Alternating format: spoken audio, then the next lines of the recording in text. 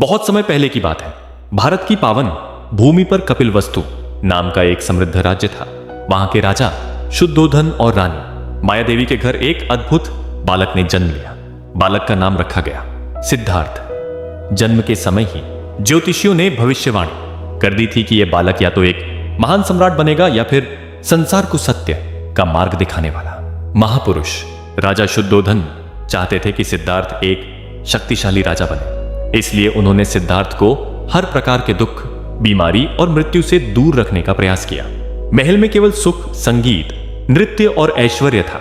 सिद्धार्थ को कभी बाहर की दुनिया देखने नहीं दी गई। सिद्धार्थ बड़े हुए। वे अत्यंत सुंदर, दयालु और बुद्धिमान थे। उनका विवाह यशोधरा से हुआ और उनके एक पुत्र राहुल भी हुआ।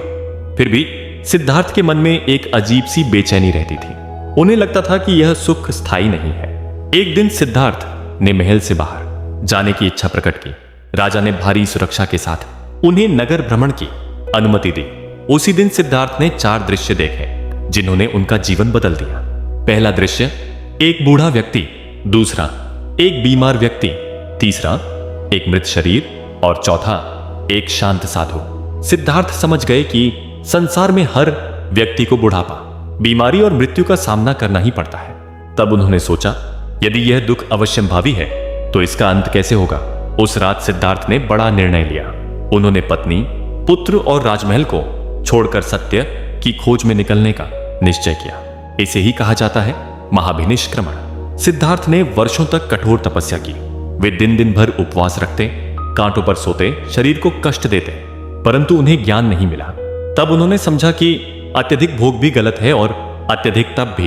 एक दिन वे बोध गया पहुंचे और एक पीपल के वृक्ष के नीचे ध्यान में बैठ गए। उन्होंने संकल्प लिया, जब तक सत्य नहीं मिलेगा तब तक मैं यहां से नहीं उठूंगा। रात भर उन्होंने अपने मन से संघर्ष किया।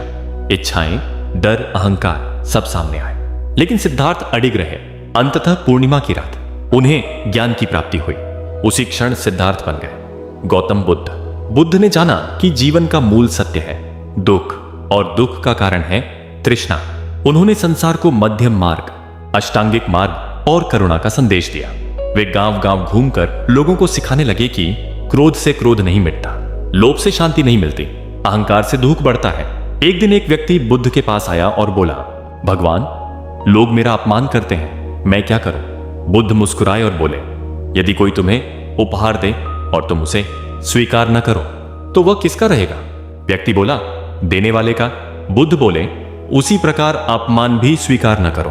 एक और दिन एक मां बुद्ध के पास अपने मृत पुत्र को लेकर आई और बोली, मेरे बेटे को जीवित कर दीजिए।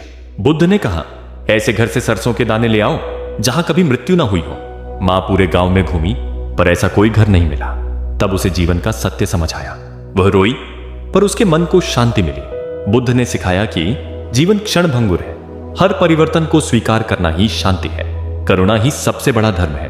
अपने अंतिम समय में बुद्ध ने कहा, अप दीपो भव, स्वयं अपना दीपक बनो, अर्थात सत्य बाहर नहीं, अपने भीतर खोजो।